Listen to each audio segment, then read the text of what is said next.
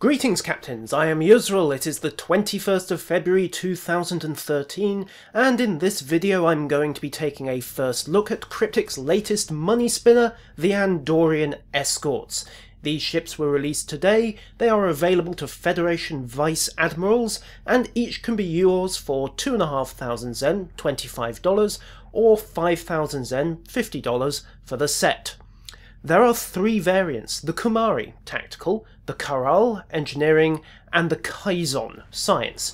All of the ships have a base hull strength of 32,000 hit points and a shield multiplier of 0.9, which is somewhat fragile as far as fleet-grade escorts go. Most manage approximately 34k hull and a shield multiplier of 0.99 to 1. The Fleet Escort and Fleet Aquarius being notable exceptions, which may have something to do with their rarity. Aesthetically, these ships are reimaginings of the Andorian cruiser Kumari, seen in several episodes of Enterprise.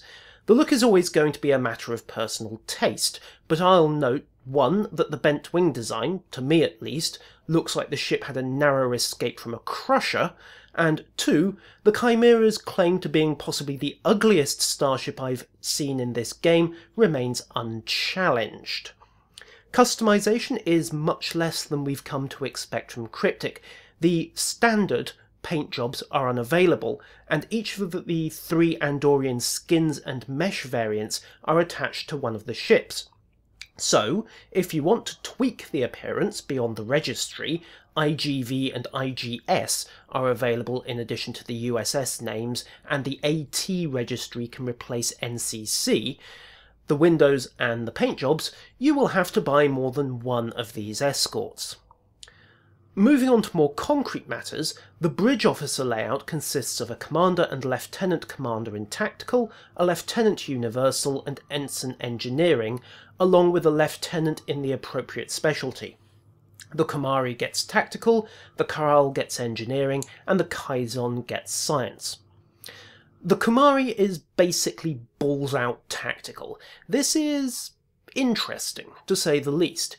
You get the ability to slot attack patterns and special attacks for just about every weapon in the arsenal, but it comes at the very heavy price of restricting you to an ensign in engineering and, unless you like having your hull on fire, a lieutenant in science. So that's one engineering team, or maybe one emergency power ability, one transfer shields, and one hazard emitter.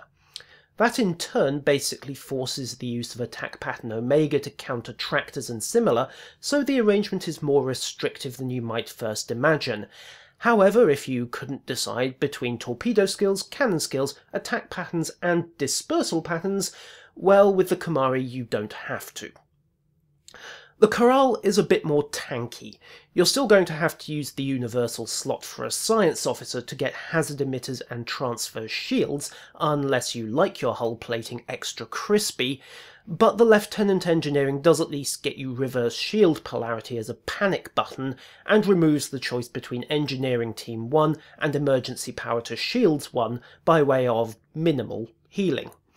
The trade-off is that unless you take polarised hull, then attack pattern Omega is still pretty much required, so you're back to the traditional escort dilemma of balancing attack patterns against weapon skills.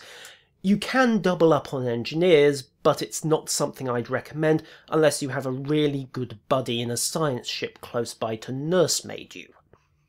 Finally, we have the Khyzon, which is probably the best of the bridge layouts.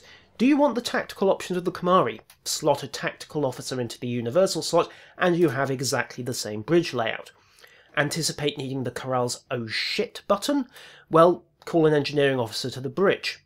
Critically, slotting a science officer into the universal slot not only allows you to double up on hazard emitters without sacrificing transfer shield strength, but it also allows you to deploy tractor repulsors to act both as positional control and as an emergency point defense. Console layouts are fairly standard. The Kumari has the vaunted 5th tactical console, but only has 2 science and 3 engineering slots. The consequence of this is that if you want to mount 5 weapon consoles and all 3 Andorian special consoles, which is kind of the point of going for that layout in the first place, you are seriously restricted in what you can then take. Add in the Borg assimilated module, because it's still basically the best escort console in the game, and you're left choosing between one of the Romulan Embassy consoles, armour, and a field generator for the last slot. If the phrase glass cannon hadn't already occurred to you by now, then yeah, it's a fairly accurate description of the Kumari. The Charal and the Khyzon have a mere 4 tactical consoles each, with the Charal packing 4 engineering and 2 science consoles, and the Khyzon reversing that, 4 science, 2 engineering. Universal consoles blur the lines a fair bit, but since the 5th weapon console isn't an option, you can happily take both armour and a field generator on top of the Andorian set, the Borg console, and weapon boosts. If you're willing to sacrifice armour or shields, then you have a bit more flexibility than the Kumari, and you have various other options to play with. On the subject of consoles, the Andorian Assault set is split among the 3 ships, and unfortunately they're of dubious use. The 2-set bonus adds 10% accuracy, i.e. 1 accuracy modifier to all of your weapons, which is nice, but that's where the good news ends. Every other ability requires you to have the wing cannons loaded onto the ship, and since these are essentially Mark 11 4 damage modified dual heavies with a slower firing cycle, let's be honest here, there are better guns available. Just about any Mark 12 with accuracy mods for a start. It gets worse when you take a look at the individual consoles. The Kumari comes with a phaser dispersal array. This enables a special firing mode for the wing cannons in which the next shot will be A, much heavier, and B, will affect every target in a 2-kilometre radius of the poor sap you aimed at. And that's where the good news ends. Much heavier constitutes about 14,000 damage once you factor in phaser relays and weapon power. TAC Team 1 takes that to about 16,000. It's hardly going to set the world, or her heart, on fire, and not only does it share a cooldown with regular cannon skills, although this can be mitigated by triggering the ability several seconds before you start an attack run, but once you have the cannons on target, you have to wait 1, 2, 3, 4 seconds for it to charge and fire, during which none of your other weapons can start a firing cycle. I think the damage edges out the loss of not having 3 or 4 dual heavy cannons and a couple of targets firing on scatter volley in an AoE situation. Maybe. The Charal's contribution is the wing cannon platforms. This console creates 2 drone guns that will follow you and target whatever you target. The catch is that they will only fire on whatever your wing cannons are firing on. Basically, they're a second set of wing cannons, and they are fragile, 5.5k hull each, so a solid fire at will, scatter volley, or even a decent explosion will take these out in short order. If you have all 3 Andorian consoles loaded in, then the platforms will mirror any special cannon attacks that you trigger. They aren't too bad in and of themselves, there's no downside to using them unlike the cannon overload, and the AI will only fire on a target if you are firing your wing cannons at that same target, so you don't have to worry about blowing a nanite generator away by accident in infected or similar situations. They'd be a sight better if they didn't need those blasted wing cannon, though. Finally, we have the Khyzon's Tachyon induction relay. It enables a special attack, again through the wing cannons, that does about 4,000 damage to a target's shields. I'm getting 3,800, but you can boost this with the flow capacitors skill.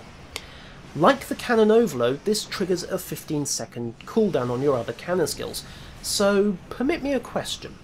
Given that the whole point of an escort is that you have the agility to stay on a particular shield facing and just rip through it with conventional weapons fire, what does this attack offer that I can't do better with dual heavy cannons and rapid fire? Answers in a YouTube comment, please.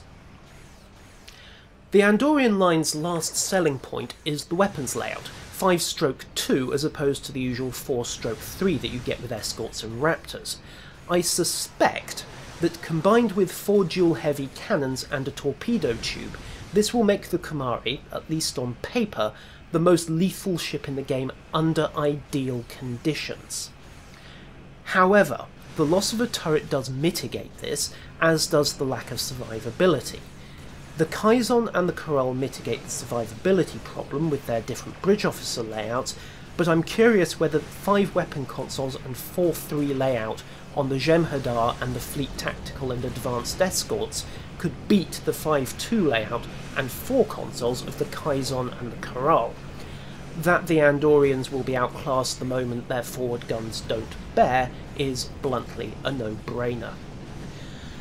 So, the conclusion. Ladies and gentlemen, it's don't buy these ships. The bells and whistles are of dubious value. The interference with cannon skills is a real head-stroke desk moment, particularly the cannon overload shutting down your other weapons, when you can get fleet-grade escorts for 2,000 Zen, or even for energy credits, by buying through the exchange. Of particular note here are the Fleet Heavy Escort Carrier and the Fleet Advanced Escort, the latter of which can nearly match the Kumari for damage, with 5 TAC consoles and a 4-3 weapons load, has a hull and shields that are approximately 10% thicker, has a Lieutenant Engineering slot for emergency repairs and reverse shield polarity like the Charal, and, courtesy of a Lieutenant Commander in Science, can even deploy fun stuff like Gravity Well on top of polarised hull and hazard emitters. If you can lay your hands on one, then the Jem'Hadar attack ship is probably still the king of the escorts. 5 tactical consoles, 2 Lieutenant Universal slots for flexibility, and the highest turn rate in the game, on top of a hull that I believe is 34,500 base and a shield modifier of 1. The Andorians are valiant pretenders, but they don't offer enough of an advantage, in my opinion, to be worth it. Ah, yes, worth it. 5,000 Zen, $50, 45 euros, 3 Ningis if you can find somewhere that'll deal in piddling small change, and about 35 to 40 pounds sterling depending on the bank. For comparison, how much do you think Crisis 3 can be bought for? If you're going to Tesco's in the UK, $31.99. Cryptic are charging more for these 3 ships than an entire newly released AAA list title. I've said their stuff is overpriced before, but hot damn, that really rams it home. Before you say, oh but Yusril, you can buy these for Zen and dilithium, and indeed energy credits if you're going for fleet escorts, that's true. And you know what? Cryptic are rather like the blood god in that regard. They care not from where the money flows, only that it flows. Cash from the cash cow, gold for the golden throne. Which may be slightly blasphemous now I think about it. The only fig leaf covering the money spinning is that you can arrange things so that the cash is coming out of someone else's wallet rather than yours. But make no mistake, the cash is going to wind up with Cryptic either way, and until people stop buying Zen and stop buying overpriced items, this is not going to change. Cryptic will not get the hint as long as they are making a profit, and they will not cut their prices as long as they are making a profit. Ladies and gentlemen, I am Yusril, and before I completely degenerate into a long rant, I'm going to leave things there. That has been my early impression of the Andorian Escorts. I've bought them so you don't have to. Farewell.